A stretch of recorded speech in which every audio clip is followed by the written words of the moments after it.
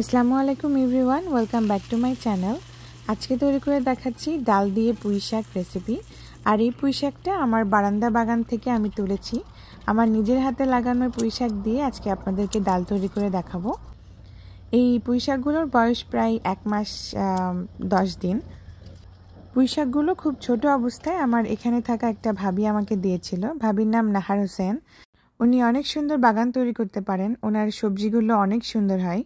আমার এই বাগানটা আমি বেলকনিতে করেছি, আর আমার বেলকনিতে মাত্র 2.5 ঘন্টার মতো রোদ আসে, আর শেষের দিকে রোদটা পাই, সকালের রোদটা পাই না। আর সেখান থেকে এত বড় পুঁই শাক করতে পেরেছি, এজন্য আল্লাহর কাছে অনেক অনেক শুকরিয়া। এই পুঁই শাকগুলো একটু বেশি স্পেশাল, কারণ এটা আমি প্রথম লাগিয়েছি আর এই বাগানটা আমার প্রথম করা। এখন পুঁই শাকগুলোকে আপনাদেরকে একটু কেটে দেখাই। পুঁই শাকটা কাটার জন্য প্রথমে পাতাগুলোকে এভাবে ছাড়িয়ে নিতে হবে, আর যদি কোনো পোকা খাওয়া পাতা থাকে বা হলুদ পাতা থাকে তাহলে সেগুলো ফেলে দিতে হবে। এখন ডাঁটিগুলোকে আমি এভাবে উপর থেকে খোসাটা ছাড়িয়ে নিচ্ছি। যদি পুঁই শাকগুলো অনেক বেশি কচি হয় তাহলে সেক্ষেত্রে এরকমভাবে খোসাটা না ছাড়িয়ে নিলেও হবে। আমি খোসাগুলো ছাড়িয়ে নিয়ে এভাবে কেটে নিচ্ছি টুকরো টুকরো করে। ঠিক 1 ইঞ্চি পরিমাণ টুকরো করে আমি কেটে নিলাম। পাতাগুলোকেও আমি ঠিক 1 ইঞ্চি পরিমাণ করে আমি কেটে নিচ্ছি।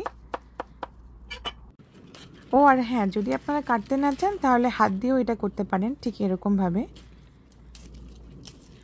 এমন করে আমি সবগুলোকে কেটে নিয়েছি, আর কেটে ভালো করে পরিষ্কার পানি দিয়ে ধুয়ে নিয়েছি। এখন আমি অথেন্টিক উপায়ে আপনাদেরকে ডালটা তৈরি করে দেখাবো, একদম হাতে মেখে। এই জন্য আমি এখানে 1 কাপ মসুরের ডাল নিয়েছি। ডালটা ভালো মতো ধুয়ে পরিষ্কার করে একটা পাত্রে নিয়ে নিলাম। সেখানে আমি দিয়ে দিলাম প্রায় 1/2 কাপ পেঁয়াজ কুচি আর স্বাদ মতো কাঁচামরিচ কুচি। সাথে দিয়ে দিলাম 1/2 চা চামচ আদা রসুন বাটা আর 1/2 চা চামচ হলুদ গুঁড়ো, জিরা গুঁড়ো আর ধনিয়া গুঁড়ো। সাথে লবণটাও আমি দিয়ে দিলাম। লবণটা আপনাদের পছন্দ মতো আপনারা অ্যাডজাস্ট করে নিতে পারেন। এখন হাত দিয়ে এটাকে খুব ভালো করে আমি মাখিয়ে নেব। ডালটা যত ভালো করে মাখাবেন ততই ডালের টেস্ট ভালো হবে। এই জন্য ডালটা খুব ভালো করে সময় নিয়ে মেখে নেবেন। মাখা হয়ে গেলে আমি প্রায় 1 টেবিল চামচ আমি তেল এখানে দিয়ে দিলাম। তেল দিয়ে আবার একটু মাখিয়ে নেব, আর বাকি তেলটুকু আমি বাগার দেওয়ার সময় ব্যবহার করব। এখন আগে থেকে কেটে রাখা পুঁই শাকগুলো আমি দিয়ে দিলাম, দিয়ে আবার একটু ভালো করে মাখিয়ে নেব। অনেকে ডাল সেদ্ধ হওয়ার পরে পুঁই শাকটা ব্যবহার করেন, সেক্ষেত্রে ডালটা অনেক বেশি গলে যায়। এজন্য আমি এভাবেই ব্যবহার করি সবগুলো একসাথে, তাহলে ডালটা খেতে আমার কাছে মনে হয় একটু বেশি ভালো লাগে। এখন হাত ধুয়ে আমি পানি দিয়ে দিলাম, সাথে আরও 1 কাপ পানি আমি অ্যাড করে দিলাম। তো আমি এখানে টোটাল 2 কাপ পানি দিয়েছিলাম।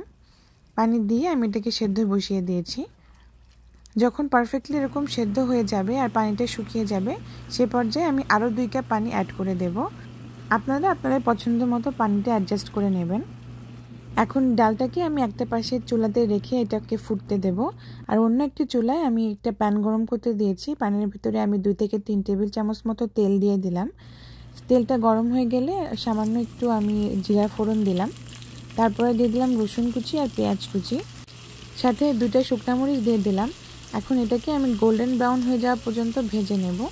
এরকমভাবে বাগার তৈরি করে ডালের ভিতরে দিলে ডালের টেস্টটা দ্বিগুণ বেড়ে যায়, তাই চেষ্টা করবেন এই বাগারটা ব্যবহার করার জন্য। এখন বাগারটা আমি ডালের ভিতরে দিয়ে দেব, দিয়ে প্রায় 1 থেকে 2 মিনিট মতো এটাকে আমি রান্না করে নেব। যদি এ পর্যায়ে আপনাদের কাছে মনে হয় ডাল বেশি ঘন হয়ে গেছে, তাহলে অল্প একটু পানি অ্যাড করে আর একটু ফুটিয়ে নিতে পারেন। তবে আমার কাছে মনে হচ্ছে এটাই পারফেক্ট, একটু মাখা মাখা টাইপের হবে। আর এটা কিন্তু নামানোর পরে আরেকটু ঘন হয়ে যাবে। তো আমি প্রায় 1 মিনিট মতো আরেকটু কুক করে নিয়েছিলাম। এই তো দেখুন আমাদের ডাল একদম রেডি হয়ে গেছে। এখন ডালটাকে আমি সার্ভ করে নিচ্ছি। এই ডাল গরম ভাতের সাথে খেতে খুবই মজা লাগে। আপনারা চাইলে রুটি দিয়েও খেতে পারেন, সেটাতেও অনেক মজা। আর নিজের গাছ থেকে নিয়ে আসা পুঁই শাক দিয়ে যদি এরকম ডাল রান্না করেন তাহলে তো আরও বেশি স্পেশাল। তাহলে আজকের মতো এ পর্যন্তই, দেখা হবে নেক্সট ভিডিওতে। আল্লাহ হাফেজ।